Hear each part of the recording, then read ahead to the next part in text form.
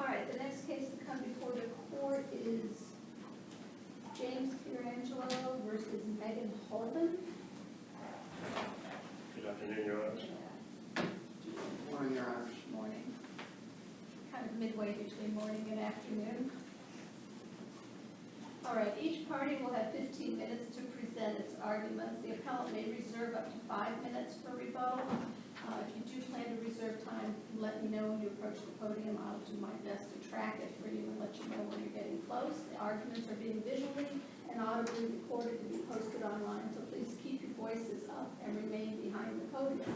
We have read your briefs and are ready to proceed whenever you are. Thank you, Your Honor. Judge Callahan, I would like to reserve 3 minutes of my time All for right, rebuttal, thank you. please. Good morning, Your Honors, and may it please the Court. I've raised 4 errors of law in my brief, and I'll address those in the order that I did in the brief. There are procedures for the reassignment of a case to a judge or reassignment of a judge to a case, however it's properly phrased. And there's 2 sets. There's each court's local rules, and then there's the rules for the superintendents of the courts. And in this instance, both of those rules were bypassed for some secret reason, and I say secret because there was no entry on the docket. For some secret reason, an eminently qualified judge, Judge Cook, who was the presiding judge at the time in this case, was simply replaced with a retired judge. Judge Cook, as the incumbent Lorain County Court of Common Pleas judge, was elected to that position. The judge who was assigned to the case after that, Judge Interlead, who himself had a storied career as a judge and is an eminently wise judge, nonetheless was not elected by the people for the current term that this case was heard. So for a secret reason and bypassing the normal procedures for reassignment of a case, the case was simply given to another judge. And this is not a coincidence. This had happened in 7 other cases involving me in this courtroom. So for some reason, a special secret circumstance has been applied to me, and while that may seem sort of fantastic, that's simply what has happened. It cannot be denied in this case that that is what happened. There was no entry on the docket other than the Supreme Court Justice's reassignment order, and there was no reason given for the reassignment of the case. Judge Cook should have heard the case. He was the judge on the case. And we know he was the judge on the case because in the procedendo action, he answered as the respondent once he succeeded Judge Arredondo. So I should have had the benefit of an elected judge. I should not have had this special secret circumstance applied to me. That's simply not due process. That's not a democratic system of justice where judges are swapped at will secretly in an apparent attempt to determine the outcome against one specific party. I'll move on to the default judgment. I moved for default judgment against the defendant twice, and both of those should have been granted. The facts of this case are egregious. The defendant was served by certified mail by the clerk's office with a copy of the complaint, and on the advice of counsel, admittedly on the advice of counsel, she refused the certified service, forcing me to in order to ensure service, to pay for personal service. And even when the sheriff attempted to serve her personally, she evaded service from him, again on advice of counsel.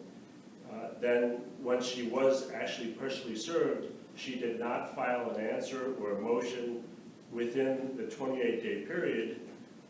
She filed on the 29th day, and so she filed outside of the period to answer, and all she filed on the 29th day was a motion for extension.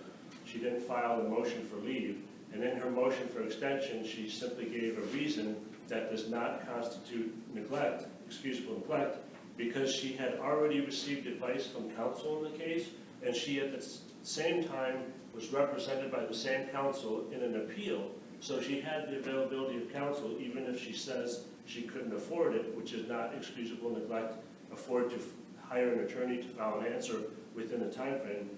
That's not excusable neglect under the law.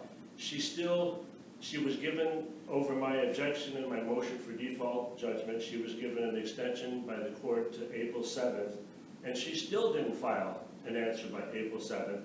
She, in fact, did not file an answer for an entire year, even waiting after the court came back from when the stay dissolved. She still did not file it for another 57 days, I think.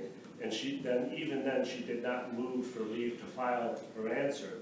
So she should have been, I should have been granted a default judgment, because it's clear that she avoided judicial process. I'll move on to the third issue, the subpoena to Mr. Holden.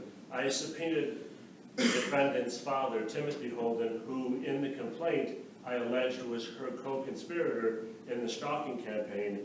I sent the subpoena by certified mail to Mr. Holden's then counsel, Mr. Walton and Mr. Schneider, who were also Meghan Holden's counsel at the time. And there's no dispute that they received the subpoena because they acknowledged it. And there's no dispute that Mr. Holden had actual knowledge of the subpoena because she showed up to court.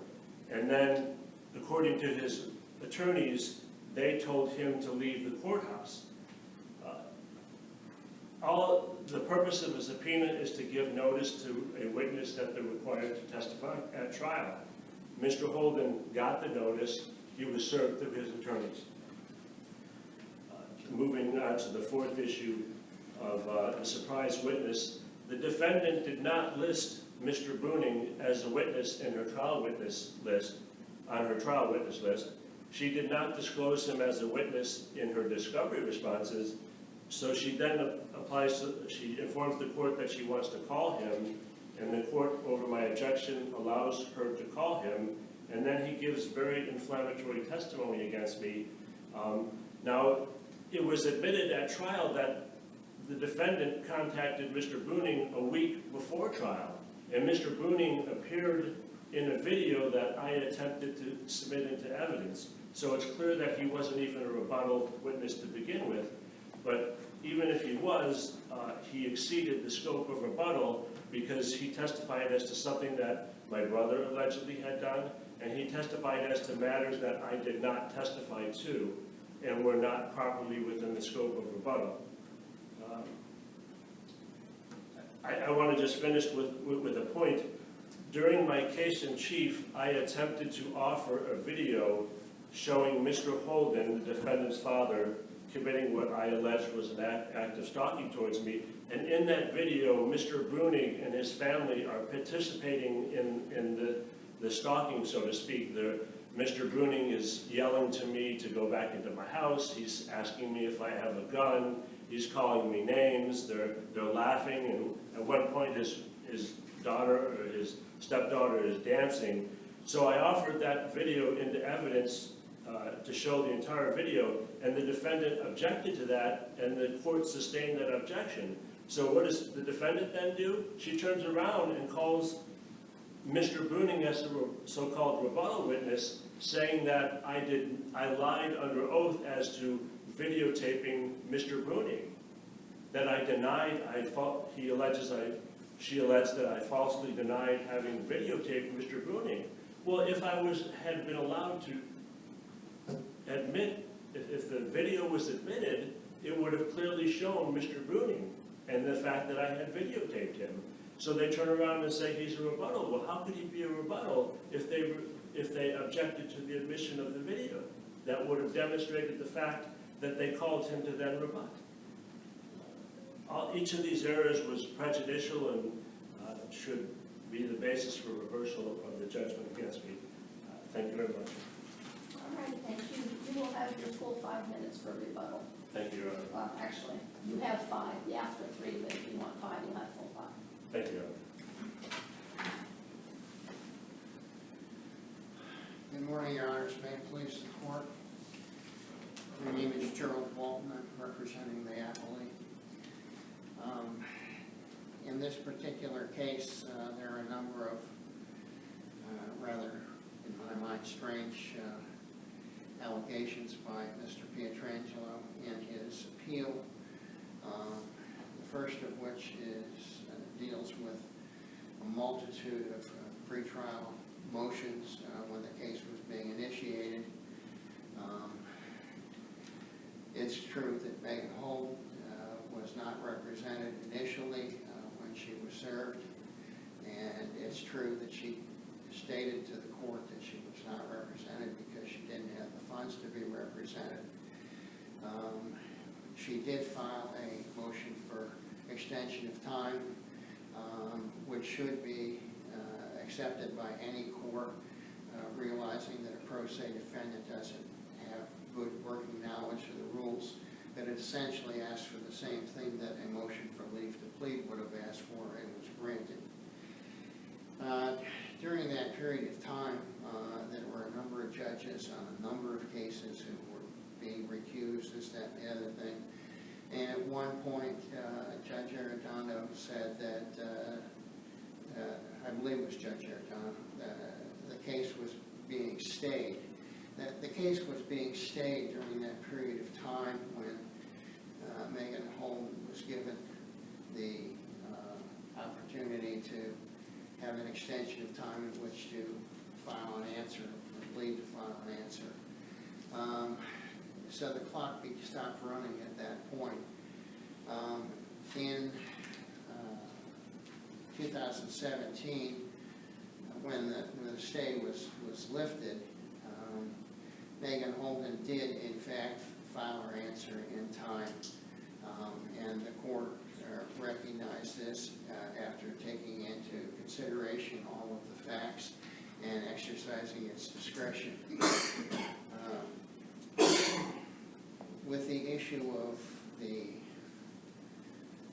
appointment of Judge Innerly, I think that everything that we need to say is in the brief.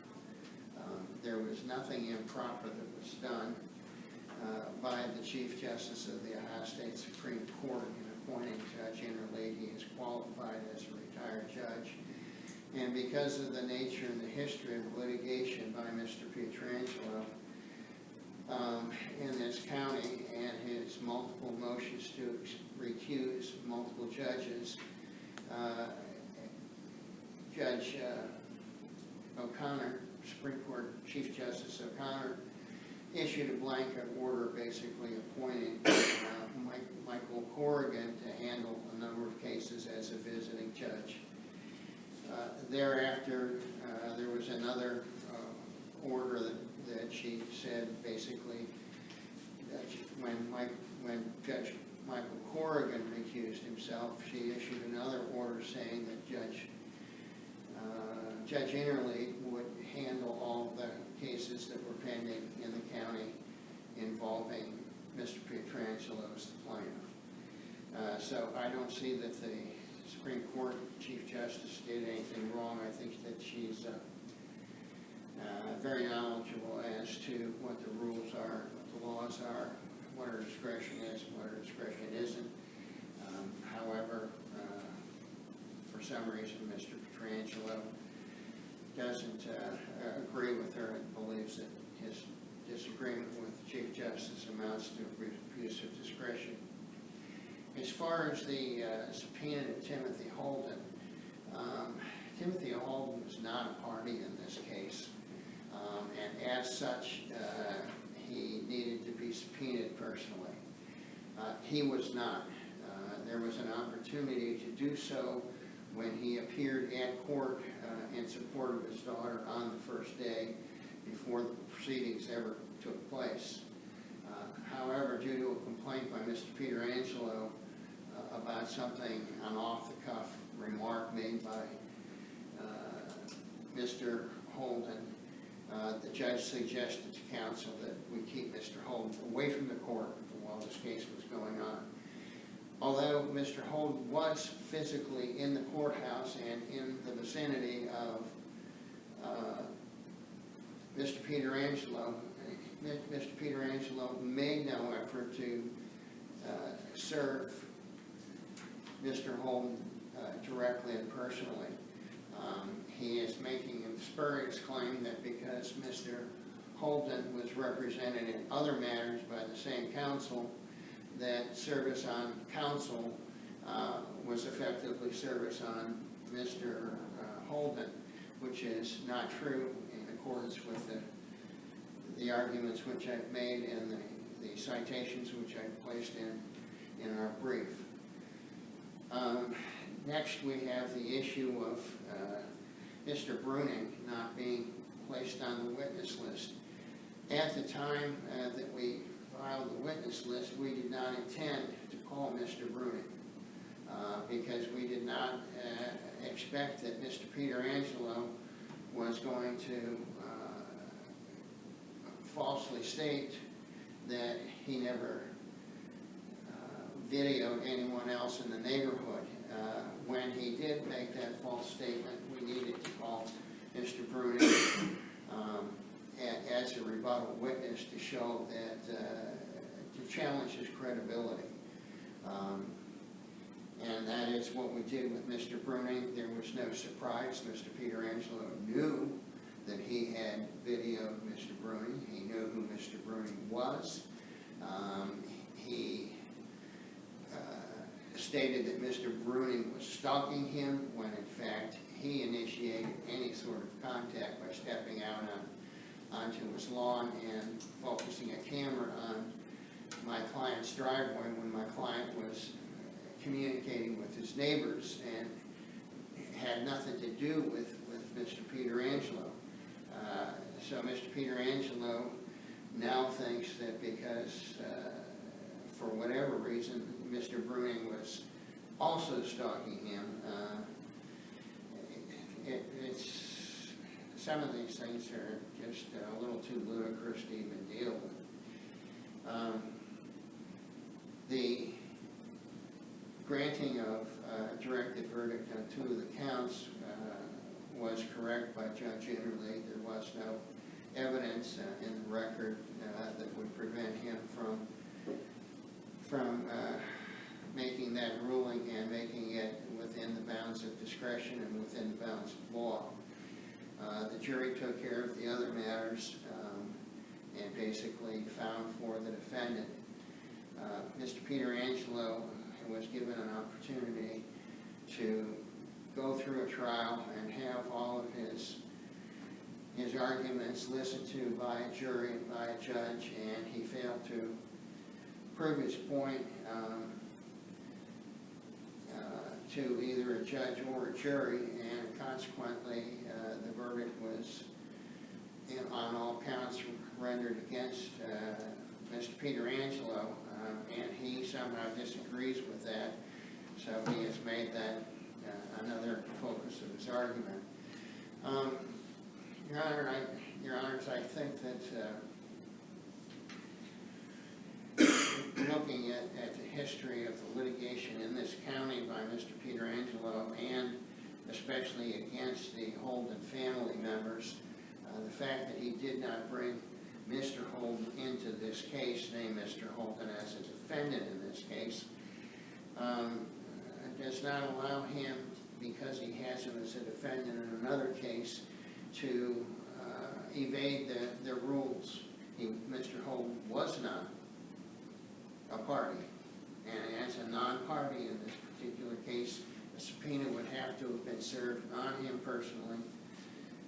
Mr. Pietrangelo neglected to do this, although he asked the sheriff to serve all the other subpoenas in this case. He never asked the sheriff to serve one on Mr. Holden. So there's a little bit of, it seems a little bit disingenuous to me, some of the arguments which are made, and I hope that you will see it the same way I do and affirm the trial court's decision. Thank you.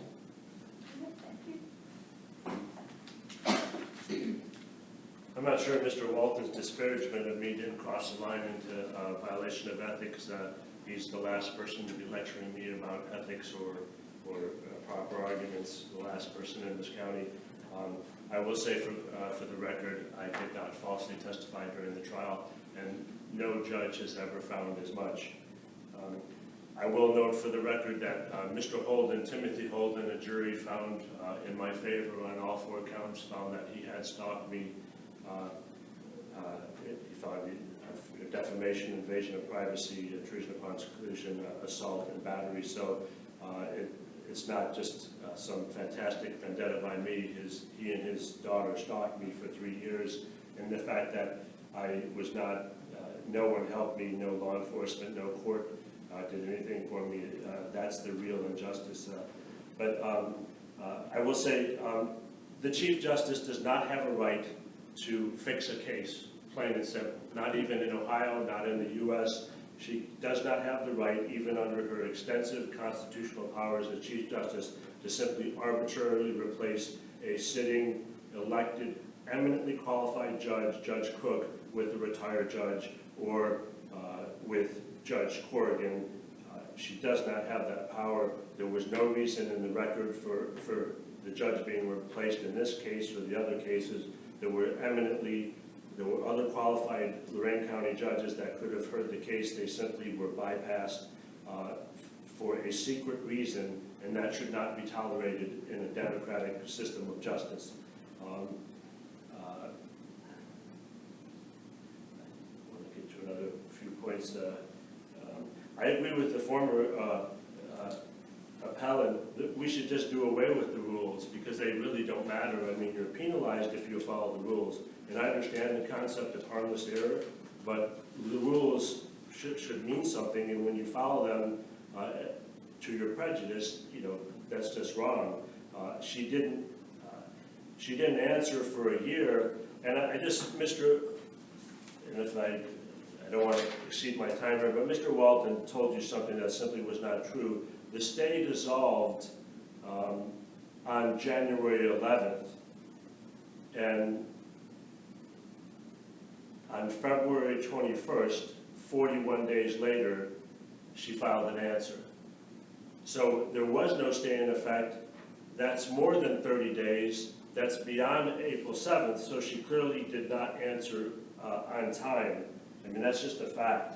And Mr. Walton referred to the history of my litigation in this county. Like I said, we should remember that in 8 of those cases, the normal procedures for assignment of judge were bypassed, and for a secret reason, a retired judge was brought in, Judge Corrigan, who then case by case disposed of my cases summarily, but during the course of that, used an anti-gay slur against me.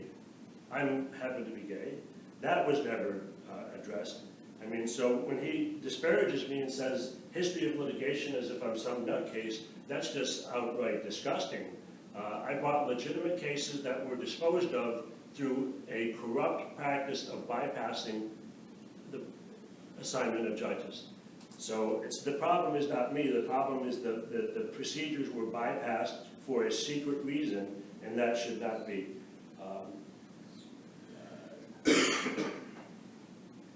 And I will just say this.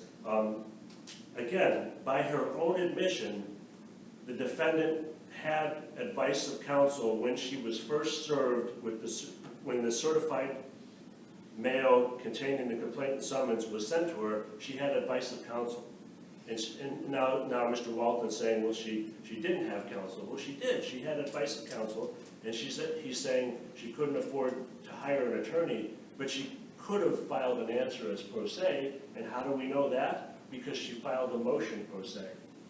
So the notion, again, the rules are meaningless. She got to wait an entire year to file her answer. Thank you for your time. Thank you.